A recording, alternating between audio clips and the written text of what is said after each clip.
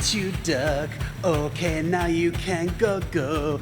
わからないままみくらばらがい Hushed up, you she boon got get the juice wa oh I'll sue you he's the mama それをかじゃここは脇とばきくれ見出して This is an MMO ほんだ空手はどんなスワンマイとティモ二人に聞か Please のも小さなお前光をゴンしてだずかわいだだし君 go in a bad bicycle 強火入れて全力が心をそれ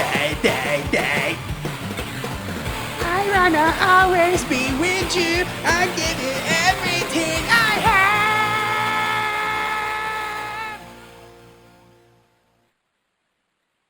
Hi guys, it's me, Vox Day.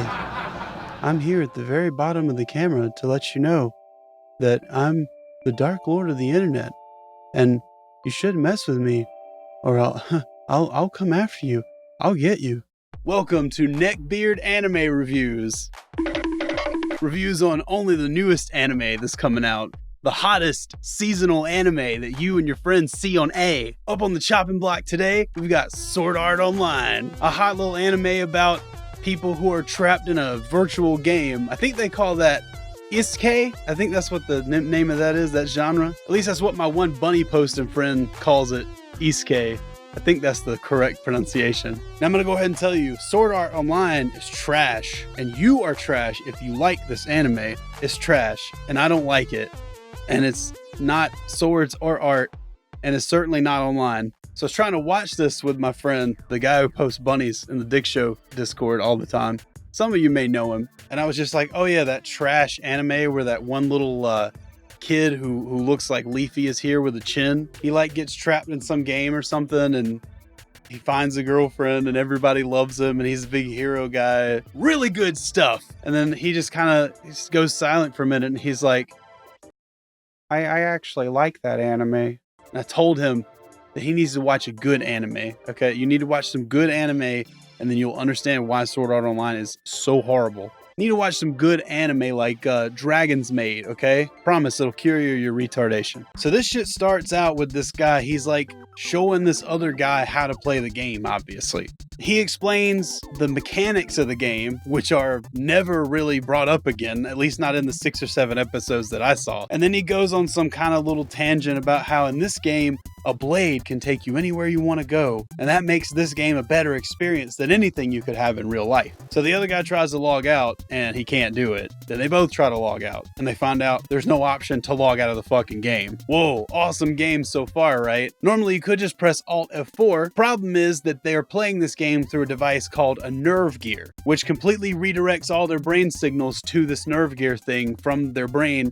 and they can't actually move their body. So everything in the game is controlled through in-game menus, and if you can't log out or get out of the nerve gear or turn it off from that, I guess you're just fucked. Then the other guy asks how old the main character's sister is for some reason. Don't know what that's about. Then this huge bell tolls in the distance because of course it does, and they all get force teleported over to this main little hub area. This Evangelion angel monster appears and it's just a big dude and he's like, I'm the creator of the game and I trapped you all here and I meant to do this and you can't log out, haha, nah. Oh, by the way, if somebody tries to take your nerve gear off in real life because they're worried about you, you know, something you would have no control over, it's just gonna kill you. I don't think that there's a way that these people can like communicate with people outside the game or anything like that either. Like there's no way that they can tell people or that people outside of the game would know, I guess, that, hey, my son's been trapped in this game for like 2 days. He's not turning it off. He hasn't eaten. He shit himself a whole lot and nobody's cleaned it up. Maybe it's time to go ahead and take this thing off of his head. I don't think there's a way to tell anybody that. So apparently a bunch of people try to take the nerve gear off their kids or you know, husbands or whatever. I don't know.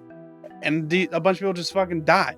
right away, it's not even cool in the way that Saw was cool. And I know a lot of people don't like Saw, but you have to hand one thing to Saw. The guy, Jigsaw in the movies, like his big thing that made him a good villain, in my opinion, at least in like the first movie, is that he wanted to give people a way out. Like he wanted his traps and stuff and his games or whatever to be fair. And they sort of present this, they say multiple times, you know, oh man, even though we're trapped in here, the game is normally pretty fair, you know.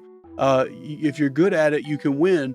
Well, what's fair about somebody taking your helmet off kills you in real life? Then he also says, some people have already ignored the warning, the one he just gave just now in this like very second. Somehow these people have ignored it. I guess maybe he brought people in waves or phases or something and let each one of them know, hey, you 100 people, I'm going to go ahead and tell you the stuff, okay? I don't know, man. You're a game dev. Apparently this guy also designed the nerve gear. Maybe you could have just sent an update message out to everybody. Mandatorily, they have to watch it or something. You're kind of in control here. So if somebody takes your helmet off, you die. If your HP drops to 0, you die. Oh, by the way, here's a really cool mirror. You guys take a look at this mirror.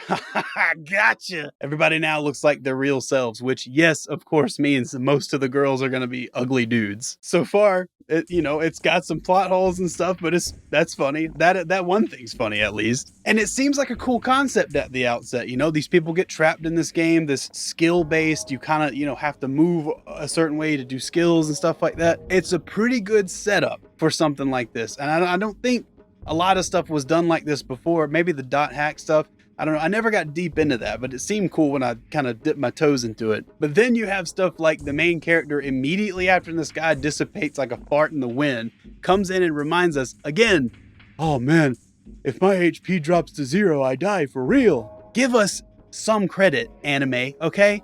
We just heard the guy say that that's what's going to happen. So then this main character guy grabs his friend and he goes, hey man, we got to get to the next area like right now because everybody's going to stay at this little beginner area and pick this shit clean and we're not going to be able to get any good items. But if you come with me, we can get all the good stuff. We can twink out like on Dark Souls. Then his friend's like, okay, sure, man, let me grab my other 2 friends. And all of a sudden there's a big problem.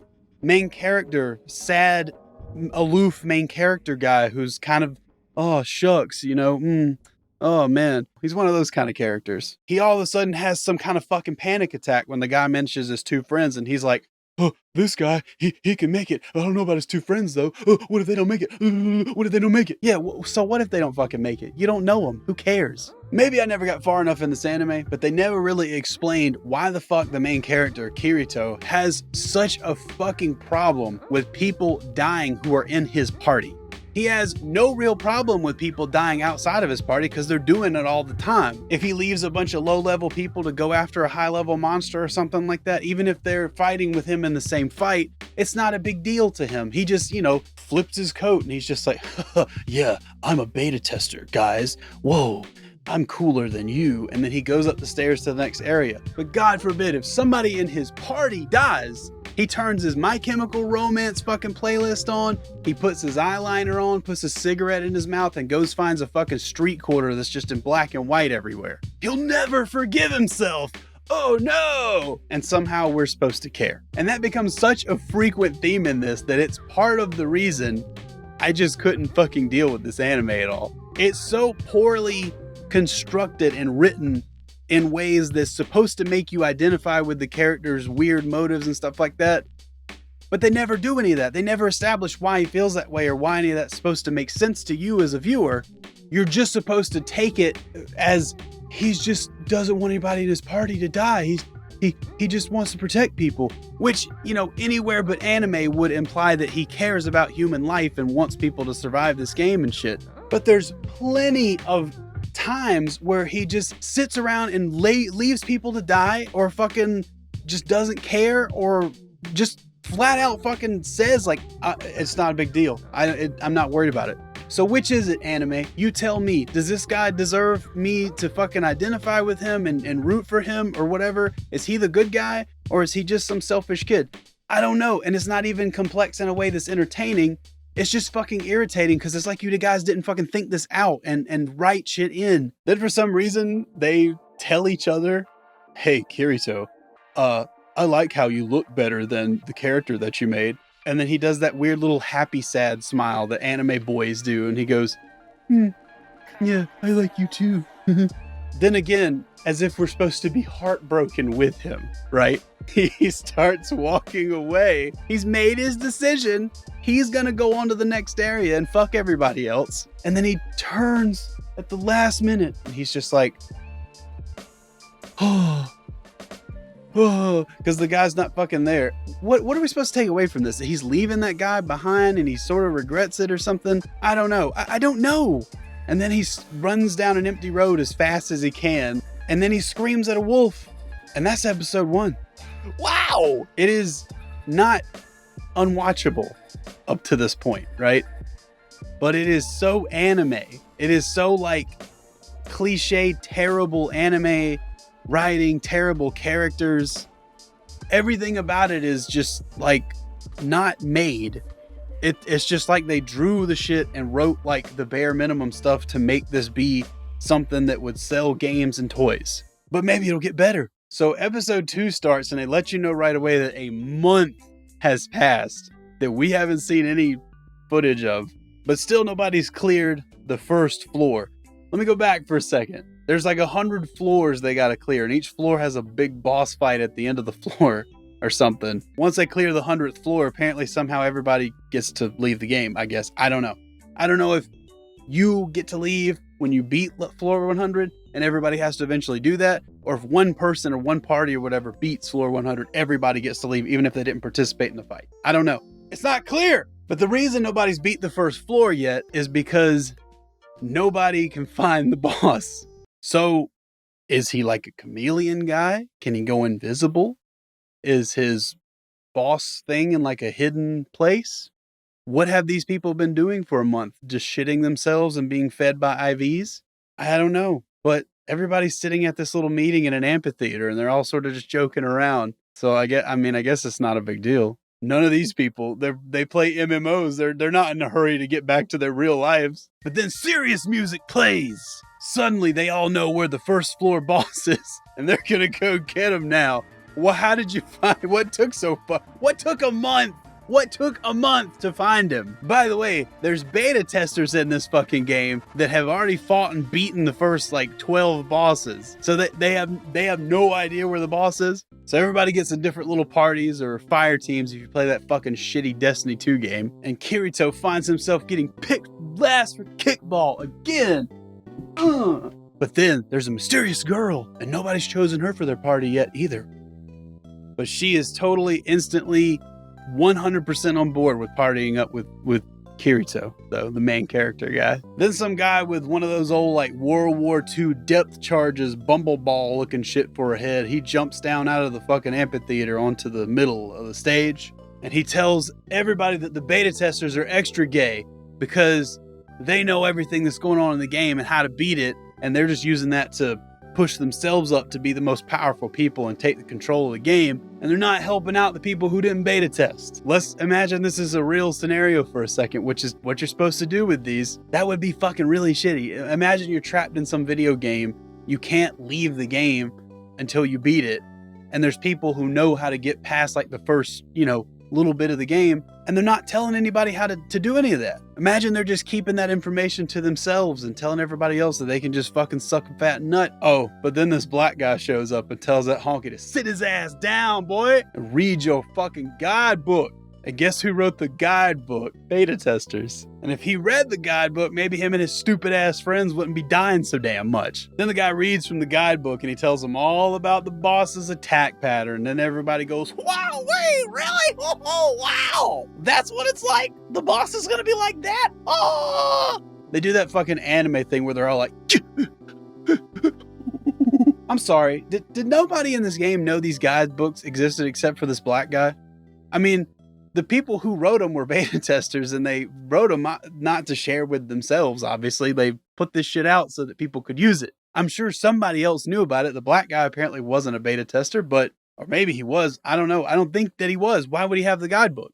So are we honestly expected to believe that these people are upset because these people aren't sharing knowledge? And here they are sharing knowledge. Okay.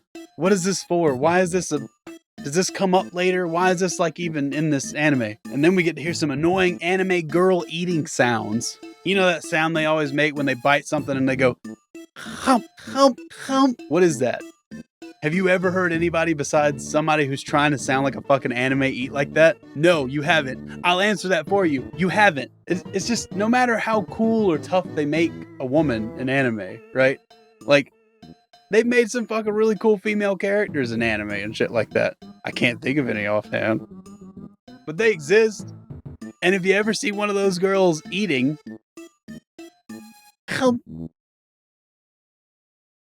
fucking Faye from Cowboy Bebop. I don't like Faye. I don't think she's a good character. I think she's just something that's made to sell models and, you know, people can jerk off to it so they'll buy the Blu-rays or whatever.